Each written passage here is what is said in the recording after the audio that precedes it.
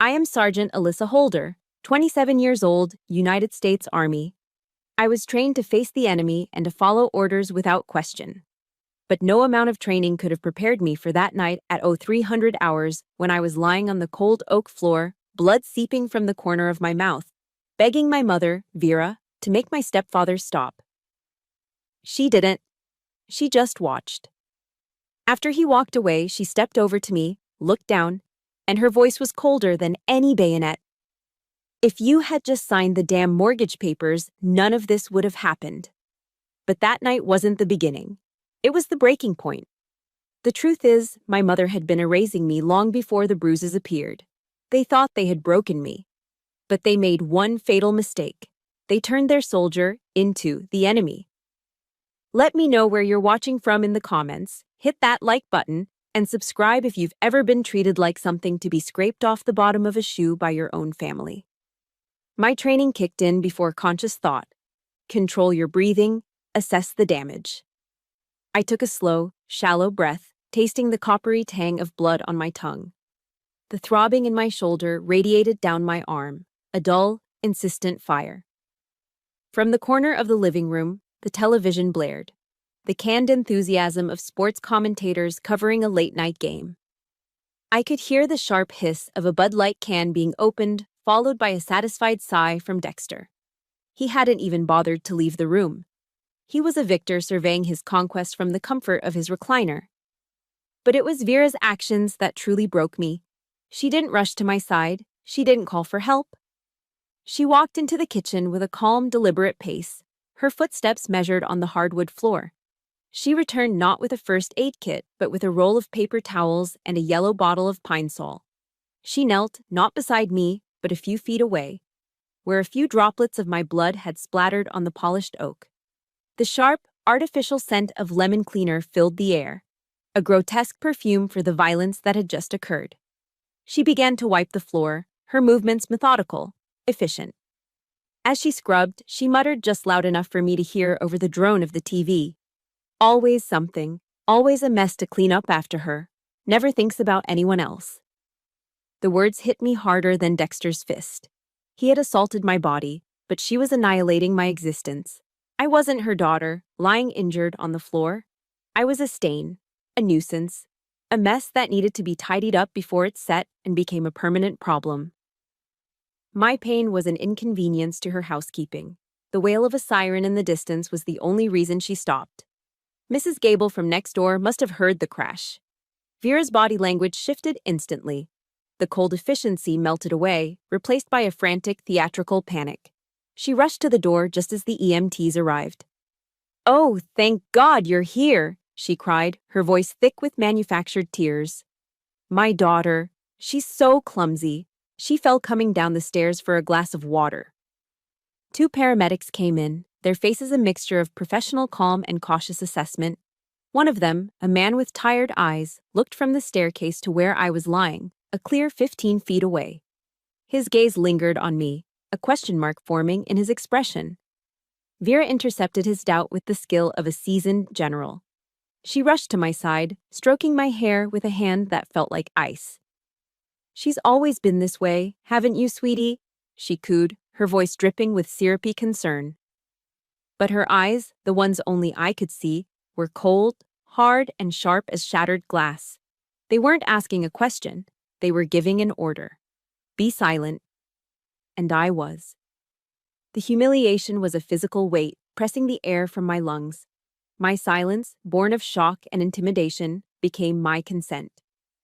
In the eyes of these strangers, I was now just a clumsy girl, and my mother was a worried parent. The narrative was set. The lie was cemented. The emergency room was a chaotic symphony of beeping machines, hurried conversations, and the sterile smell of antiseptic. I sat on the edge of a gurney while a nurse gently cleaned the cut on my lip. Vera wasn't hovering with concern. She was sitting in the visitor's chair, legs crossed, scrolling idly through Facebook on her phone, completely detached. Suddenly, she let out a loud, delighted gasp that turned heads. "Oh my goodness, look at this!" she exclaimed, her voice cutting through the ER's low hum. She stood up and walked over, shoving her phone into my face. On the screen was a beaming couple, the woman flaunting a massive diamond ring. "That's the Miller girl, you know, from down the street. She just got engaged in Paris. Can you believe the size of that ring?" Vera said, her tone as casual as if we were discussing the weather over coffee. The nurse paused, her hand hovering mid-air. She looked from the garish photo to my swollen face, then to Vera. In that moment, I wasn't a patient in need of care. I wasn't her daughter suffering from an assault. I was a benchmark for failure. While other daughters were getting engaged in Paris with diamond rings, I was getting stitches in a Fayetteville ER. The comparison was the point. The public humiliation was the mission. Just then, her phone rang. She glanced at the screen, and her entire demeanor softened, a genuine warmth flooding her face that I hadn't seen directed at me in years. It was my brother, Nico. She turned her back to me slightly, creating a private bubble for her golden child. Her voice dropped into a sweet, melodic tone. "Hey, honey." "No, everything's fine," she chirped. I could hear the muffled sounds of his questions. "Oh, your sister? She's just a little under the weather, that's all. Nothing to worry about. You just focus on your work, okay? Mom is so proud of you." She listened for another moment, then laughed, a light, carefree sound that made my stomach churn. "I love you too, sweetie. Talk soon." She hung up and slid the phone back into her purse. She didn't look at me. She didn't have to. The message had been delivered with brutal clarity. In Vera's world, Nico was the star, the source of pride, the story worth telling. I was the subplot, the footnote, the inconvenience to be hidden and managed. I wasn't just invisible, I was a liability to the perfect family portrait she was so desperate to paint. As the nurse started to apply the butterfly bandage to my lip, I looked at my reflection in the dark screen of a heart monitor nearby. I saw a soldier, trained and disciplined. But in the story my mother told the world, and even herself, I didn't exist. She was erasing me, wiping the stain. And I realized, with a chilling certainty that went deeper than any bruise, this wasn't the first time she had tried to clean me up. In the sterile quiet of my apartment, away from the ER, the adrenaline finally ebbed, leaving behind a cold, hard clarity. My training as a non-commissioned officer had taught me one critical lesson. After every major engagement, you compile an after-action report. You document the facts, analyze the enemy's tactics, and identify your own vulnerabilities. You don't let emotion cloud the data. You create a record. Vera's campaign to erase me wasn't a single battle. It was a long, systematic war of attrition. And as I sat at my small kitchen table, the throbbing in my shoulder a dull metronome, I began to compile my report. I wasn't just a daughter anymore. I was an investigator. And my own life was the cold case file. I opened the archives of my memory and began to log the evidence. Exhibit A, the memento box. Crime, memory erasure. Year, 2010. I was 15. My father, the man whose face I barely remembered, was a Vietnam veteran. My only tangible connection to him was a beat-up Nike shoebox I kept hidden in the back of my closet. It held his dog tags, a few faded photos of him in uniform, his tarnished sharpshooter badge, and a wristwatch with a cracked face, its hands frozen at 4:17. It wasn't much, but it was my entire inheritance of him. One Tuesday afternoon, I came home from school to find Vera in the middle of a spring cleaning frenzy. The box was gone. When I asked her, my voice trembling, she didn't even look up from scrubbing the baseboards. "Oh, that old thing? I tossed it. It was just dusty junk, Alyssa. You need to live in the present, not cling to the past." Her tone was so casual, so reasonable. But later that night, driven by a sick feeling, I crept out to the trash cans by the side of the house. Buried beneath coffee grounds and junk mail, I found the proof of her true intent. The photos of my father, torn into small, unrecognizable squares. She hadn't just thrown away objects. She had executed a memory. She was systematically deleting him from my life. Exhibit B, the prom dress. Crime, sabotage of a milestone. Year, 2013, senior prom. For most girls at my high school, it was a fairy tale. For me, it was a goal I had worked for. I spent 6 months bussing tables and washing dishes at a Denny's off the I-95, saving every dollar. The dress I bought wasn't extravagant, but it was mine. A simple, elegant navy blue gown that made me feel, for the first time, beautiful. The night of the prom, I was doing my makeup when Vera came into my room, holding a glass of Merlot. She was beaming, telling me how proud she was. "Let me just get a look at you, sweetie," she said, stepping closer. And then it happened. A theatrical stumble, a feigned gasp, and the dark red wine cascaded down the front of my dress. Her apologies were a performance worthy of an Oscar. "Oh my God, I am so sorry. I'm just so clumsy." But for a split second, before the mask of regret settled, I saw it. A flicker of triumphant satisfaction in her eyes. I ended up going to my senior prom in one of her old, frumpy dresses from the 90s. The next day, she posted a photo of me on Facebook. The caption read, "My Alyssa is so down to earth, she doesn't care for all that glitz and glam." She hadn't just ruined my night, she had twisted it into a self-serving narrative about her humble daughter, erasing my hard work and my one moment to shine. Exhibit C. The College Fund. Crime, grand larceny of a future. Year, 2014. My father had left a small UTMA account in my name, a trust fund meant for my college education. It wasn't a fortune, just a few $1,000s, but it was my ticket out, my chance to attend Fayetteville Community College and build a life. The day I turned 18, I went to her, paperwork in hand, ready to start my future. Vera informed me, with the same casual tone she used when discussing the weather, that the money was gone. "We had to get the roof repaired, Alyssa," she said, feigning a sigh of shared hardship. "This is your house too. It's only fair that you contribute." My heart sank, but the truth was far uglier. A few months later, I overheard an argument between her and a debt collector on the phone. The roof was never repaired. My college fund, my future, had been used to pay off Dexter's gambling debts. She stole my inheritance from one veteran to subsidize the addictions of another.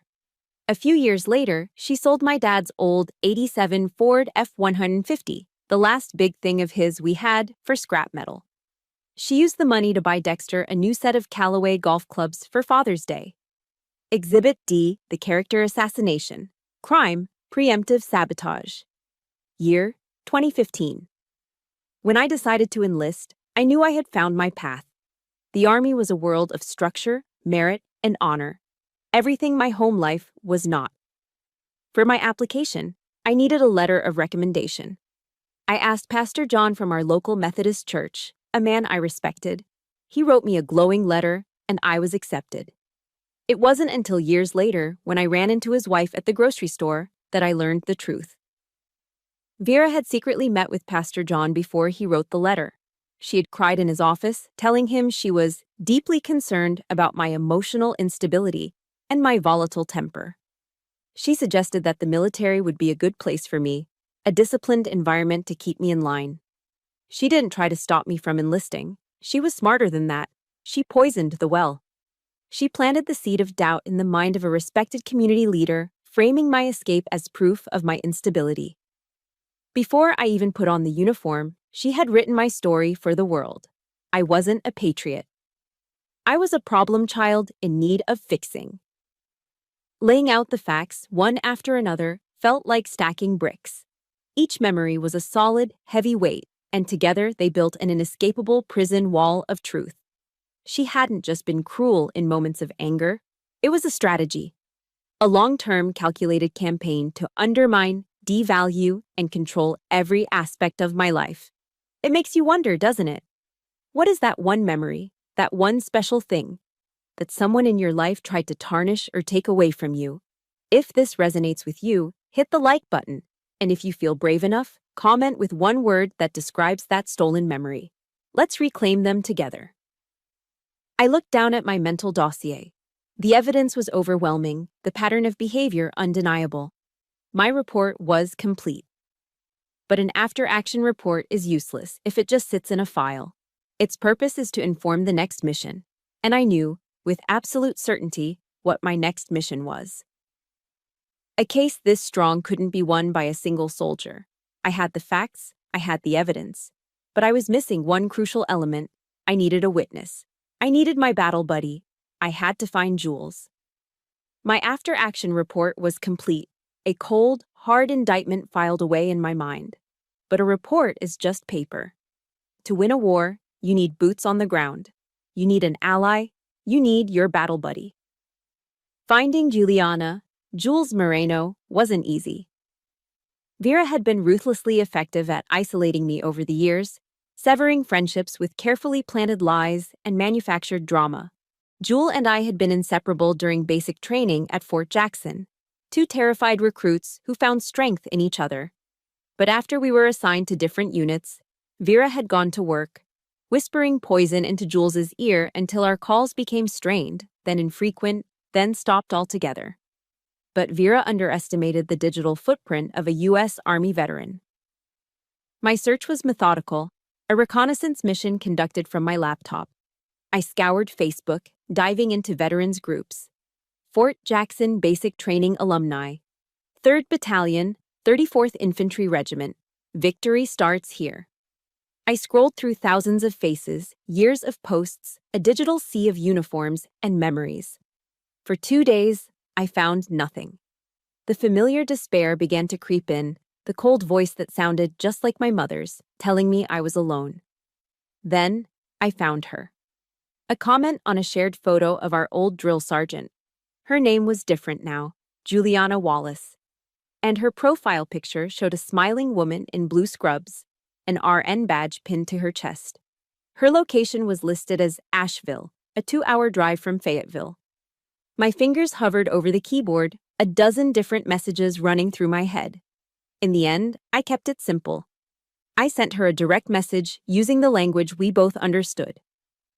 Jules, it's Alyssa Holder, requesting fire support. Her reply came in under 5 minutes, so coordinates? We agreed to meet halfway, at a Waffle House off the highway at 2300 hours. There's an anonymity to a Waffle House at night. It's a brightly lit sanctuary for the tired, the lonely, the hungry. No one judges you there. It was the perfect, neutral ground. I was the first to arrive, my clumsy entrance announced by the tap-tap-tap of my crutch on the linoleum floor. I slid into a booth, the sticky vinyl clinging to my jeans. A few minutes later, the bell above the door chimed, and there she was. She looked different, older, more confident. But her eyes were the same, sharp and intelligent. She saw me, and her face broke into a wide grin that immediately faltered when she saw the crutch and the dark bruise blooming on my cheek. She strode over to the booth, and without a single word, she pulled me into a fierce, protective hug. It wasn't a delicate, polite hug. It was an embrace that said, I am here. I've got you. For the first time since that night, I felt the rigid wall I'd built inside myself begin to crack. I let myself sink into it, just for a second, and it felt like coming home. She slid into the booth opposite me and tossed a small plastic bag onto the table. A bag of Haribo Gold Bears, our shared currency of survival from those grueling nights at Fort Jackson. A lump formed in my throat. She remembered. All right, Sergeant, she said, her voice soft but firm. Talk to me. What's the situation on the ground? And so, I did. Over the sounds of sizzling bacon and the clatter of plates, fueled by burnt coffee and the shared bag of gummy bears, I gave her my report. It wasn't the cold, analytical briefing I'd recited to myself. The words came out tired, raw, and heavy with years of unshed tears. I told her everything: the assault, the hospital, Vera's chilling performance. I told her about the prom dress, the college fund, the box of my father's memories. I laid out the entire archive of malice on that sticky tabletop. Jules just listened. She didn't interrupt, didn't look shocked, didn't offer platitudes.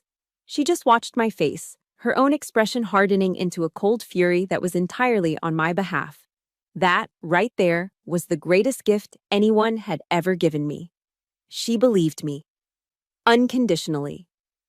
When I got to the part about Vera manipulating Pastor John, Jules's hand slapped the table, making the salt shaker jump. I knew it, she whispered, her eyes flashing. I knew something was wrong. I looked at her, confused. What do you mean? Alyssa, after we got to our duty stations, your mom called me, twice. She told me you were having a hard time adjusting, that you were struggling with some issues and needed space. She said it in the most concerned, loving mother voice you could ever imagine. She made me feel like I'd be hurting you if I kept calling. Jules shook her head, disgust twisting her features. That woman. She's a professional. Hearing that was like a key turning in a lock I didn't even know was there. Years of self-doubt, of wondering if I was the problem, if I was crazy, evaporated in the greasy air of that Waffle House. The gaslighting lost its power. I wasn't unstable. I was being systematically isolated. What I remembered was real. We sat in silence for a moment, the only sound the scraping of a spatula on the grill. The waitress came and refilled our coffee mugs. After she left, Jules leaned forward, her hands covering mine. Listen to me, Sergeant Holder, she said, her voice low and intense, locking my gaze. We have a creed. We don't leave our own behind. You are not fighting this battle alone anymore. Do you understand me? Anytime, anywhere. You call, and I will be there. I've got your six. It was a promise, sealed with the unbreakable bond of a battle buddy. A bond stronger than any blood tie Vera could ever claim. Driving back to Fayetteville on the dark highway, the world felt different. The crushing weight of loneliness had been lifted. The battle wasn't over, not by a long shot. But for the first time, I had someone in my corner. I had reinforcements. As I pulled into my apartment complex, my phone buzzed with a text from Jules. Hey, thinking about what you said. You remember Ms. Thomason from JROTC, the badass Marine captain who taught us land nav? Wonder what she'd have to say about all this. Jules's text message pinged in the quiet of my car, the screen a small bright beacon in the dark. Ms. Thomason. The name echoed from a part of my past I hadn't accessed in years. Captain Thomason, USMC, retired. Our JROTC instructor. A woman who carried herself with an unwavering authority that demanded respect. She was tough, fair, and had a gaze that could see right through a flimsy excuse. I remembered the awe I felt for her, a woman who had shattered every glass ceiling and never apologized for it. The next morning, fueled by a fresh surge of purpose, I sat at my laptop. Finding her was easier than finding Jules. A woman like Captain Thomason leaves a legacy. A quick search brought up her name, listed as retired faculty from our high school. I found an old email address and a phone number. For an hour, I stared at the screen, my finger hovering over the mouse. What would I even say? Hi, remember me? I need you to help me prove my mother is a monster. It sounded insane. Before I could build up the nerve to call, a notification popped up in the corner of my screen. An email. The sender's name made my breath catch in my throat. Eleanor Thomason. The subject line was 3 simple, chilling words. We need to talk. We met at the Coffee Scene, a small, quiet cafe in downtown Fayetteville with worn-out armchairs and the rich smell of roasting beans. She was sitting at a table in the back corner, away from the windows. Retirement had softened some of her sharp edges. There were more lines around her eyes, her posture was a little less rigid, but the eyes themselves were the same, as sharp and perceptive as I remembered, like a hawk's. Holder, she said, her voice a low gravel. It wasn't a question. She motioned to the chair opposite her. Thank you for coming. Ma'am, I replied, my voice coming out steadier than I expected. Years of training kicked in. She didn't waste time on small talk. Marines don't. She slid a thin manila folder across the table. It landed with a soft, definitive sound. I was wrong, Holder, she said, her gaze unwavering. I was wrong, and I've lived with it for a long time. My heart started to pound against my ribs. I said nothing, just looked at the folder. Years ago, she continued, right after you enlisted, your mother came to see me. She showed up at the school, no appointment. She sat in my office, in the very chair you're sitting in now, and she cried. Thomason paused, her lip curling in a faint, bitter line. She was very, very convincing. She told me she was worried about you. She said you had emotional issues. that you were prone to erratic moods. She was afraid the military would be too harsh, that it might break you. Every word was a confirmation, another brick falling into place. Thomason pushed the folder a little closer to me. She followed up with an email. My hand trembled slightly as I opened it. Inside were 3 pages of printed emails. My eyes scanned the text, catching phrases that leapt off the page like enemy fire. Desperate to protect her from herself. Her temper is so volatile, we just don't know what to do. Hoping the structure will finally give her some stability. I'm just a mother, trying to do what's best for her troubled daughter. It was my character assassination, documented in black and white. A premeditated strike against my credibility, executed with the precision of a sniper. I felt a wave of cold nausea. All this time, the narrative Vera had built around me, the broken, unstable girl, had been working its poison in places I never could have imagined. I'll be honest with you, Holder, Thomason said, pulling me from my daze. Even then, something felt off. I knew you. You were one of the best cadets I ever had. Focused, disciplined, a natural leader. What she was describing didn't line up with the soldier I saw in my classroom every day. But her performance, the tears, the worry, it was flawless. She looked down at her hands, folded on the table. For the first time, I saw a flicker of something other than strength in her eyes. It was regret. A soldier's conscience has been eating at me for years, she said, her voice quiet but heavy. My job was to prepare you for the challenges ahead, to mentor you. And I let an outsider, your own mother, plant a seed of doubt. I didn't question it hard enough. I didn't protect my cadet. For that, I am sorry. The word sorry, coming from this woman, landed with the force of a physical blow. It was the one thing I had never heard, the one thing I had stopped hoping for. And it wasn't from the person who owed it to me, but from someone who had been just a pawn in Vera's game. The apology undid me. A tear I didn't know was there slid down my cheek. It wasn't just vindication. It was a confirmation that I hadn't been alone in seeing the lie, even if no one had said it out loud. I was the victim of a master manipulator. I wiped the tear away with the back of my hand, my military composure returning. Thank you, ma'am, I said. She nodded, her expression grim. I'm prepared to testify to all of this, if it comes to that, to provide these emails as evidence. This isn't about your personal family drama anymore, Holder. This is about the truth. She lied to manipulate a situation involving a future member of the armed forces. That's an integrity violation I can no longer ignore. She pushed the folder the rest of the way across the table. Take it. Use it. I picked it up. The few sheets of paper felt impossibly heavy in my hands. This was different from the memories I had archived. This wasn't just my word against hers anymore. This was tangible. This was proof. This was a weapon. As I stood up to leave, I looked at the retired Marine captain who had just handed me my first real piece of ammunition. Why now, ma'am? I asked. Jules Wallace called me last night, she said simply. A good soldier never leaves a comrade behind. Walking out of the coffee shop and into the bright North Carolina sun, the world felt sharp and clear. The mission had changed.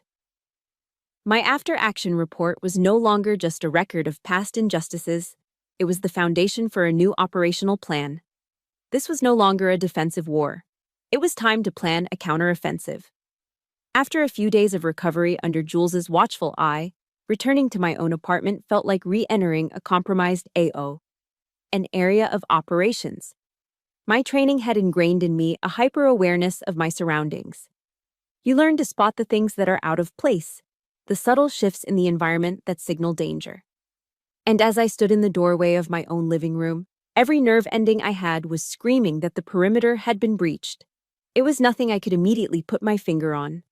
A book on the shelf seemed slightly askew. A coaster on the coffee table was a quarter-inch from its usual spot.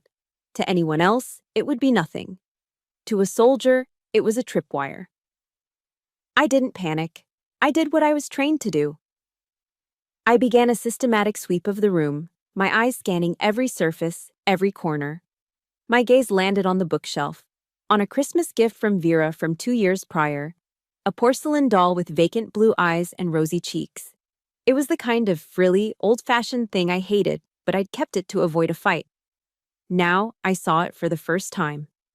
In the center of the doll's left eye, almost invisible against the blue, was a tiny, perfect black dot. The lens of a camera. A cold, professional calm washed over me. The emotional response could wait. Right now, there was a hostile surveillance device in my private quarters, and it needed to be neutralized. I retrieved my small electronics toolkit, the one I used for minor repairs on base. With the precision of a surgeon, I dismantled the doll's head, located the micro camera wired to a battery pack, and disabled it. I placed the components into a Ziploc bag, labeled it with the date and time, and sealed it.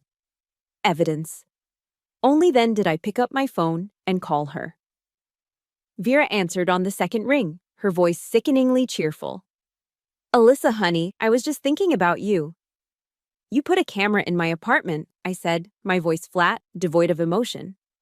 There was a brief pause, not of shock, but of calculation. "Oh, that?" she said, her tone shifting to one of martyred concern. "I was just so worried about you, sweetie, after your fall. I just wanted to make sure you were okay." The audacity of it, the seamless twist of a gross violation into an act of maternal love, was breathtaking. I didn't argue. I didn't scream. I just said, "Don't ever contact me again," and hung up. A few days later, Jules came over. She was carrying a dusty, forgotten-looking cardboard box. "A guy my dad served with in Nam called him," she explained, setting the box on my table. "He was cleaning out his attic and found this. It belonged to your father, James. He'd asked his buddy to hold onto it for him right before he got really sick." My father? The man Vera had painted as the one who abandoned me. My heart hammered against my ribs. This wasn't a box of mementos. It was a ghost. Inside, nestled in yellowed tissue paper, wasn't a uniform or medals. It was an old Motorola Razr flip phone and a thick stack of computer paper held together by a brittle rubber band. The top page was a computer-printed log of text messages. Jules gave my shoulder a squeeze. "I'll be in the kitchen if you need me," she said softly, and left me alone with it. I sank to the floor, my back against the couch, and began to read. The messages were from my father, James, to me, sent during the last few years of his life as the complications from Agent Orange were consuming him. Years when Vera had told me he wanted nothing to do with me. Years where she had controlled the only phone line into our house.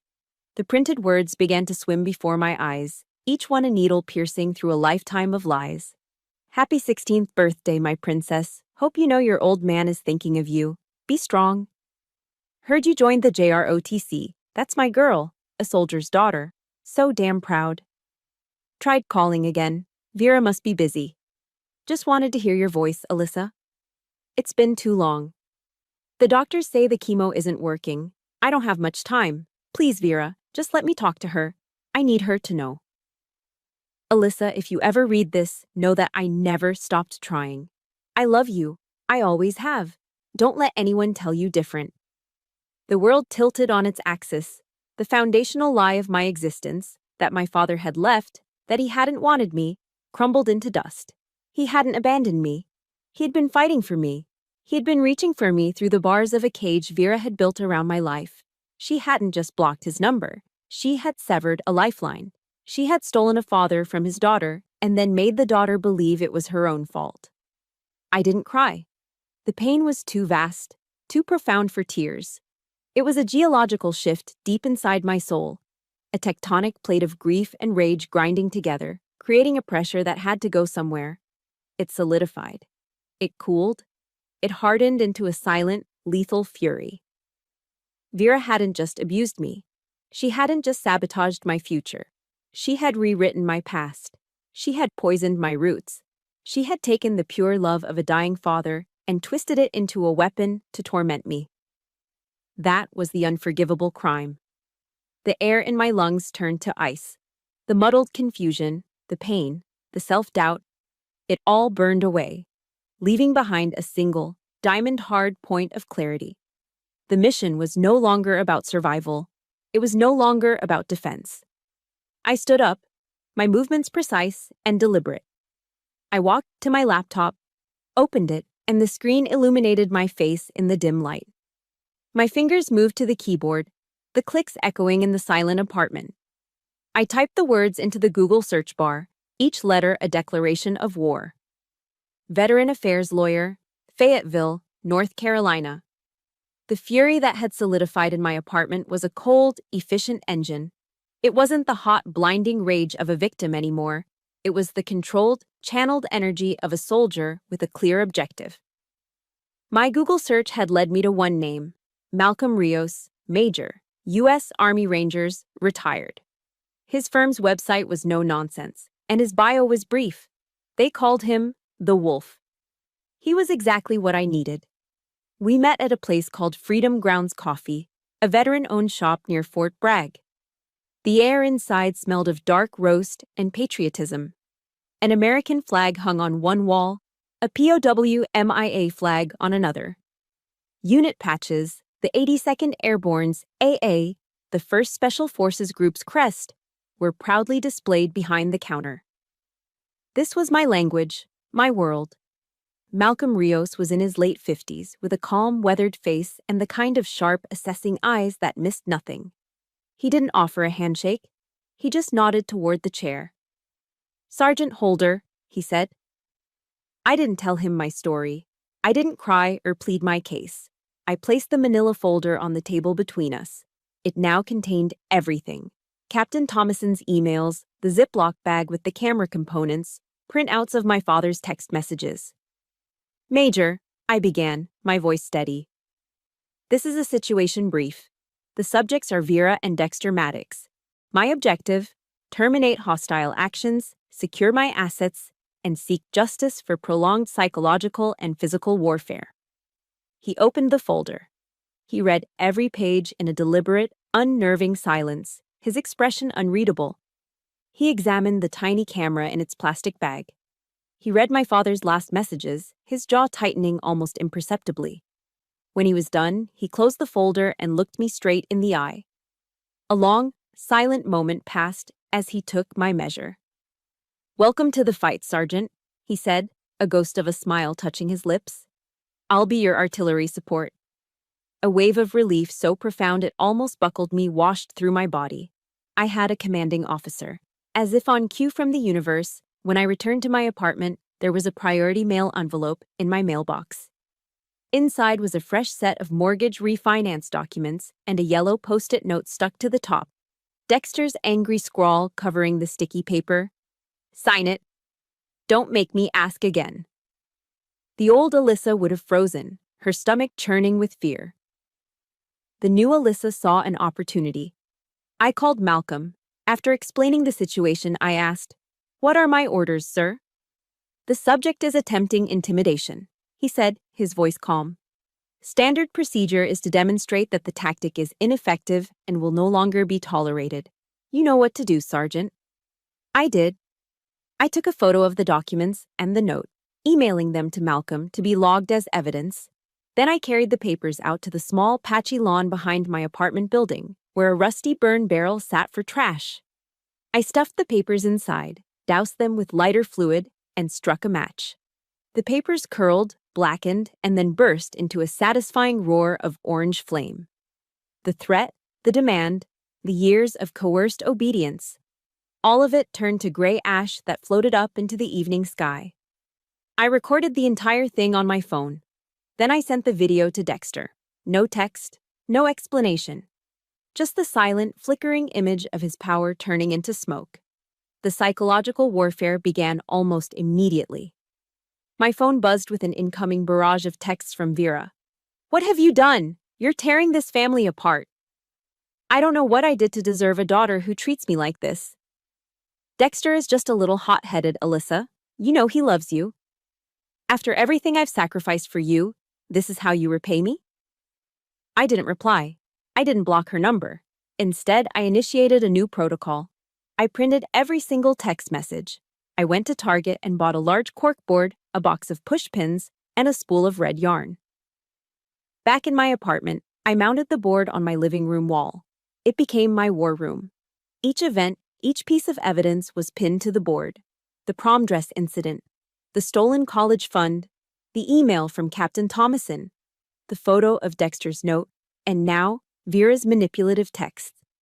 With the red yarn, I began connecting the data points, mapping out the patterns of abuse, the lines of attack, the strategy of my enemy. Transforming her words from emotional weapons into cold, hard data on a board gave me distance. It gave me clarity. It gave me control. Looking at the web of red yarn, I saw one final strategic objective, the weak point in their formation. Nico, my brother, the golden child, insulated from the truth in his perfect world. He was a lawyer. He was smart. But he was operating on faulty intelligence provided by Vera his entire life. It was time for an information drop. I made copies. My original birth certificate with my father, James Holder's, name clearly listed. The printouts of his most heartfelt text messages. I placed them in a clean manila envelope.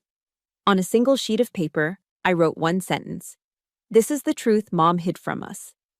I sealed the envelope and addressed it not to his home, but to the prestigious law firm where he worked in downtown Raleigh. I didn't ask him for help. I didn't demand he take a side. I simply provided him with the weapon of truth.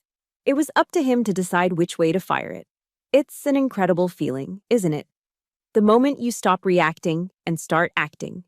The moment you take their weapons and turn them into your own tools. If you've ever had a moment where you took back your power, hit the like button to stand with me. And in the comments, tell me the one word that describes that feeling for you. Let's call it what it is. Dropping that envelope in the mail felt like launching a precision-guided missile. I had no idea what the blast radius would be, only that I had aimed it at the heart of the enemy's command structure. All I could do was return to my post, maintain operational security, and wait for the aftershocks. They came 2 days later. My phone rang with an unknown number. I answered with a crisp, "Sergeant Holder." "Alyssa? It's Nico." His voice, usually so smooth and confident, the voice of a successful lawyer, was frayed, trembling with a mixture of confusion and a rage I'd never heard from him before. "This envelope, these papers, tell me this is some kind of sick joke." I kept my own voice level, calm. This was the critical moment. "I don't have time for jokes, Nico. What you have in your hands is documented fact. It's the intelligence Vera has been withholding from us our entire lives. She said Dad left. She said he didn't want us." "Look at the evidence, Nico," I said, my tone softening just a fraction.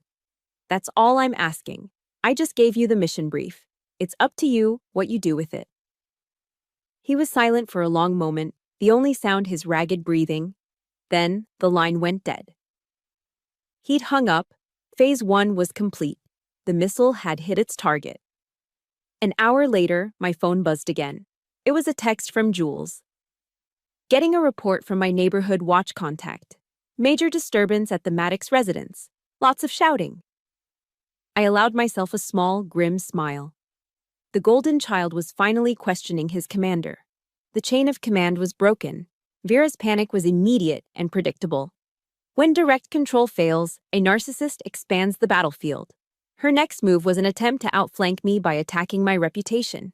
She went to the community church we had attended when I was a teenager and put on the performance of a lifetime. I heard about it from an old family friend who called me, her voice dripping with pity. Vera had apparently wept in front of the pastor, telling a harrowing, fabricated story about her poor, brave daughter who had come back from the army with a severe case of PTSD. She claimed I was not myself, that I was turning my back on the family that loved me so dearly, and that she was just a heartbroken mother trying to save her child.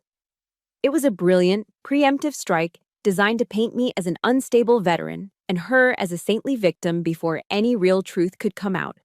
Her next move was even more desperate. 2 days after Nico's call, I received a notification from the front gate at Fort Bragg. A civilian, a Ms. Vera Maddox, was demanding to see me, claiming it was a family emergency. But I had anticipated this. In Sun Tzu's The Art of War, it says to know your enemy. I knew mine. I had already briefed my commanding officer on the situation, flagging both Vera and Dexter as potential security concerns. When Vera arrived at the gate, creating a scene and demanding to see her troubled daughter, she wasn't met with sympathy.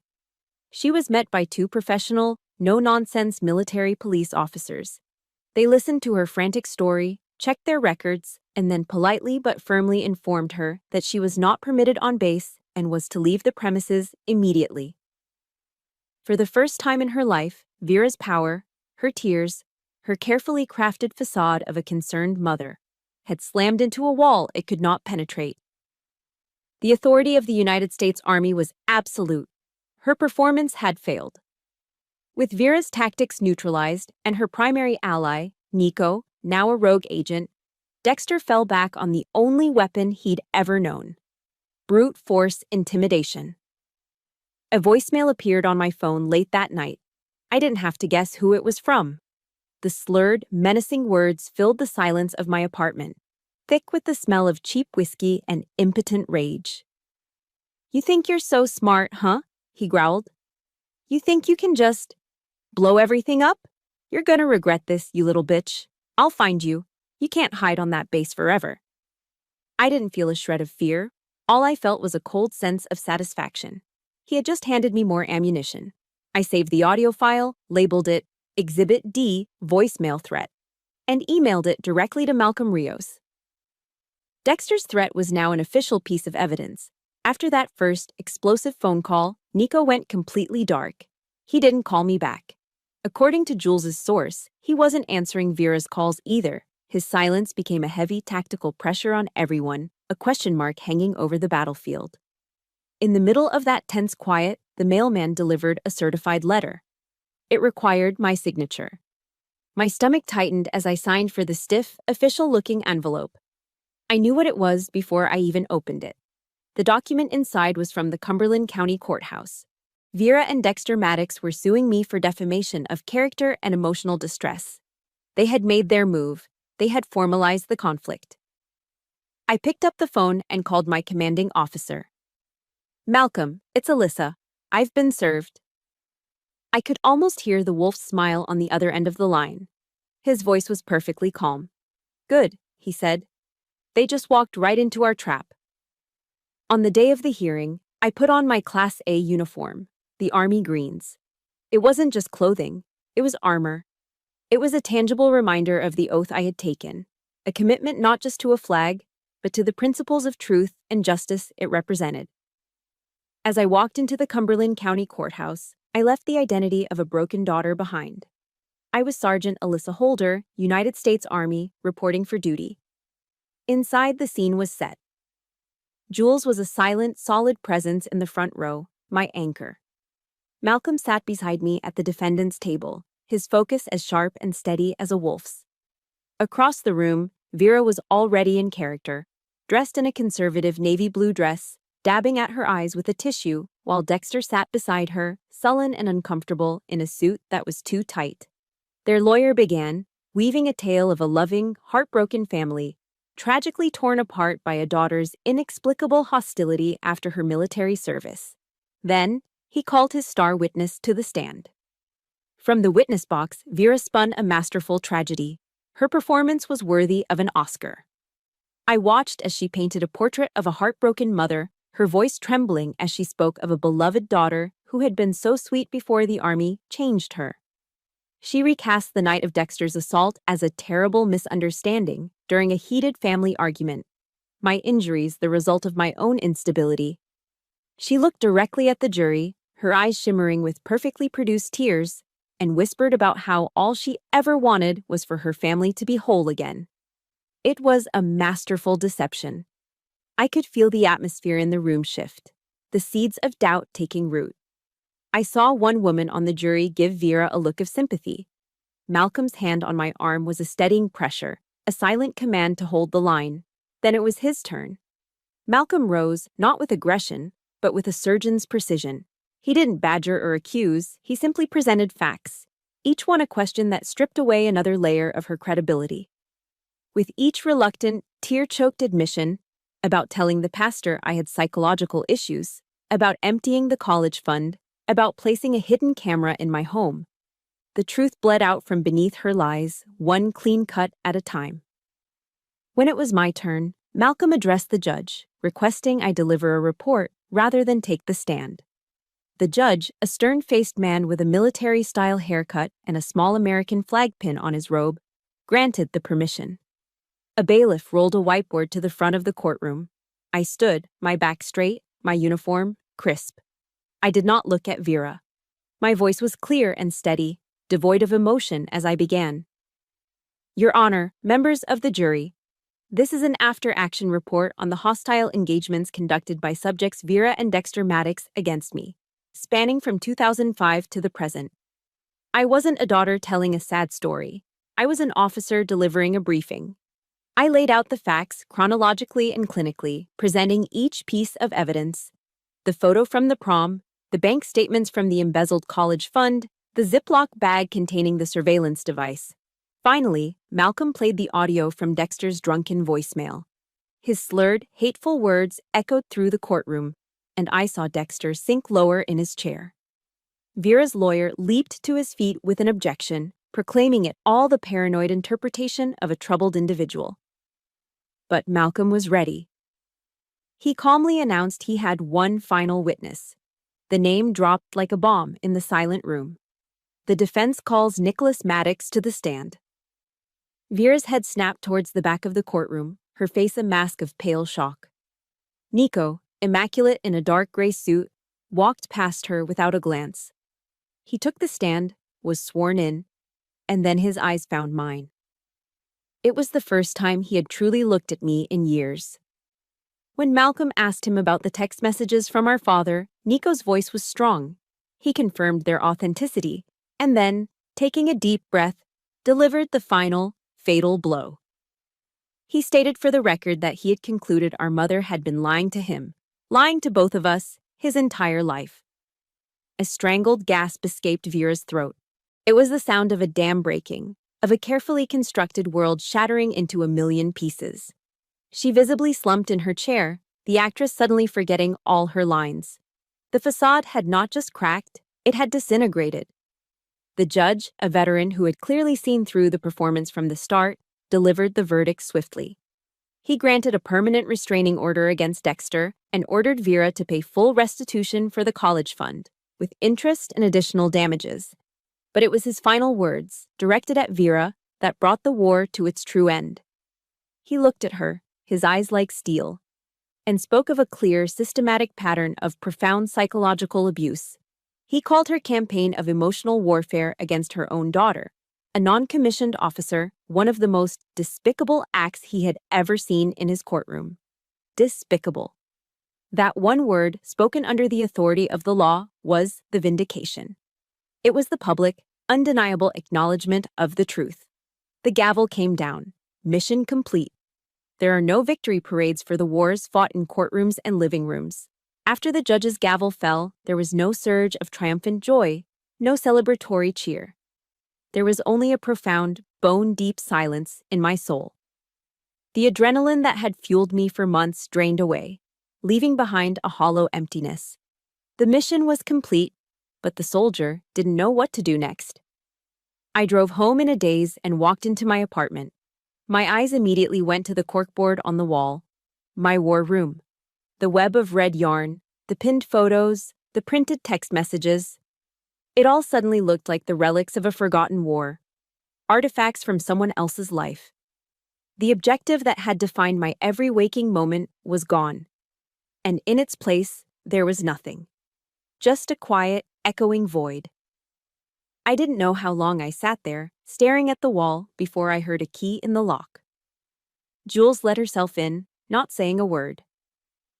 In her hands was a big cardboard box from Popeyes, the familiar smell of spicy fried chicken filling the silence. She sat on the floor next to my chair, opened the box, and pushed a piece of chicken into my hand. We ate in a comfortable silence that only a true battle buddy can provide. No questions, no "how do you feels." Just the quiet communion of two people, one of whom was simply holding space for the other to exist in the wreckage. Her presence was the anchor I needed in the sudden, overwhelming stillness. It was everything. A few days later, a letter arrived. The handwriting on the envelope was Vera's. For a moment, my heart stuttered. A flicker of some old, childish hope? An apology? I opened it. It wasn't an apology. It was her final salvo in the psychological war. It was a masterpiece of self-pity and blame, a written testament to her victimhood. After all the sacrifices I made for you children, this is how you repay me. One line read. Another said, you have destroyed this family's reputation out of pure spite. It ended with the most classic, manipulative line of all.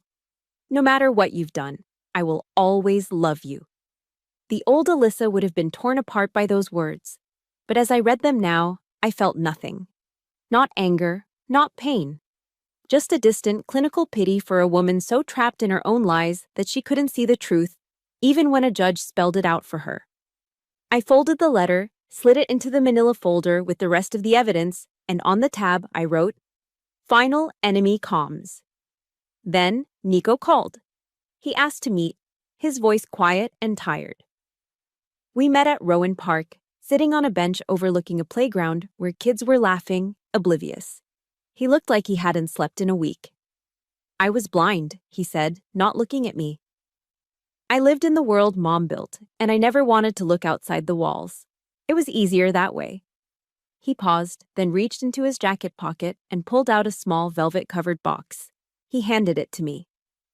Inside, nestled on the worn fabric, was our father's old watch. The one from the shoebox Vera had thrown away all those years ago. It was still broken. I found it at a pawn shop downtown, he said. Took me a while. I'm sorry, Alyssa. Not for her. For me. For not seeing. You deserve to have this. It was an awkward, clumsy, and profoundly sincere moment. It was the first honest thing that had passed between us in over a decade. I took the box. I don't hate you, Nico, I said, and I was surprised to find that I meant it. But I need time. He just nodded, accepting my terms. It wasn't forgiveness. It wasn't a reunion. It was an armistice, a first step on a long, uncertain road. That night, I knew what my final mission in this war had to be. I stood before the corkboard.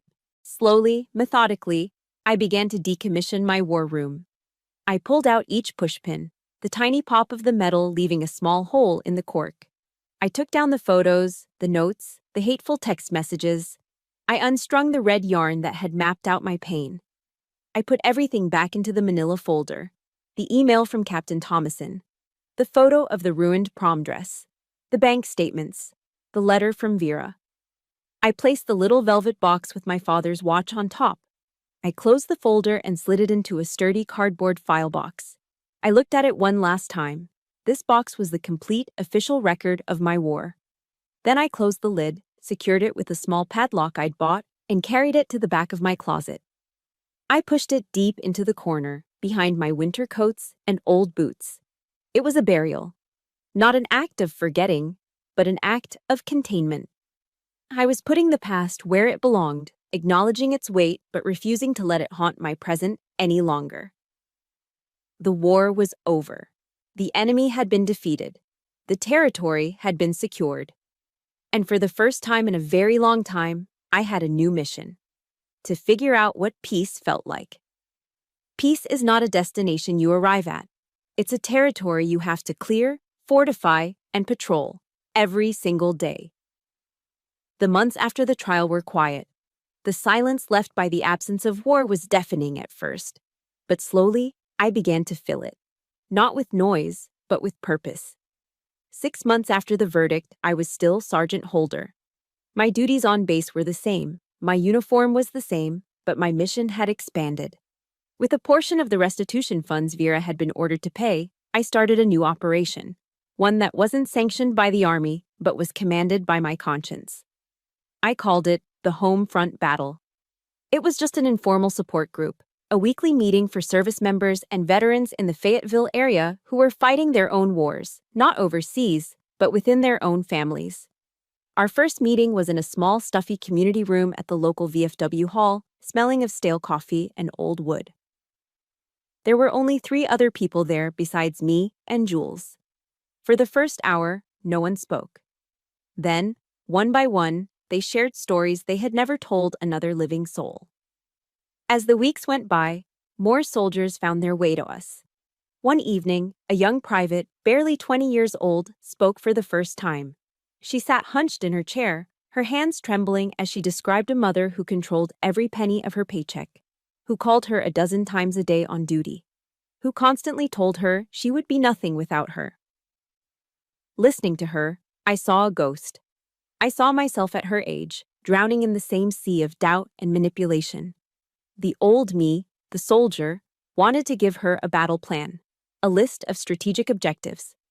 But the me that sat in that circle, the survivor, knew she didn't need a commander. She needed a witness. When she finished, her voice choked with tears, I looked at her. "I believe you," I said, my voice quiet but firm. "You are not alone." 3 simple words. The 3 words I desperately needed to hear my entire life. I saw the tension in her shoulders release just a fraction. It was in that moment I understood. Validating her pain was another way of validating my own. Healing wasn't a solo mission, it was a joint operation. We were all each other's reinforcements. I carried a single keepsake of my father's with me always. It was a simple silver chain with a small worn St. Michael medallion, the patron saint of soldiers. It was one of the few things Vera had never found to throw away. After the meeting, I found the young private by the coffee machine. "My father was a soldier," I told her, my voice low. "He would have wanted another soldier to have this."